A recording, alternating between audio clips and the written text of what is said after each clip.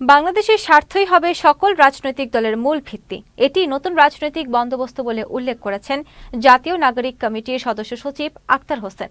বিকেলে জাতীয় নাগরিক কমিটির আয়োজনে নতুন রাজনৈতিক বন্দোবস্ত জুলাই ঘোষণাপত্র, গণপরিষদ ও সংবিধান শীর্ষক আলোচনা সভায় বক্তারা নতুন সংবিধান প্রণয়নের উপরে গুরুত্ব দেন। সভায় প্রধান অতিথির বক্তব্যে সুপ্রিম কোর্টের সাবেক বিচারক বিচারপতি AFM আব্দুর রহমান বিগত সরকারকে গোখরা সাপ উল্লেখ করেন। 5 আগস্টের বিপ্লবকে কোনোভাবেই ব্যর্থ হতে দেওয়া যাবে না বলেও উল্লেখ করেন তিনি। ঘোষণাপত্র হওয়াকে জরুরি বলেও তিনি আখ্যা দেন। আমরা এই এক ব্যক্তির কবল থেকে বেরিয়ে এসে আমরা আমাদের জাতীয় নেতা যারা আছেন তাদেরকে আমরা ফাউন্ডিং ফাদার্স হিসেবে পেতে চাই। এই সংবিধানে মাত্র শেখ মুজিবুর রহমানকে জাতির পিতা হিসেবে স্বীকৃতি দেওয়া হয়েছে। অধিকাংশ উপদেষ্টা এই গণ অভ্যুত্থানের অংশীদার ছিলেন না, তাদেরকে আমরা দয়া মায়া কইরা তালিকাভুক্ত করে উপদেষ্টা বানাইছি।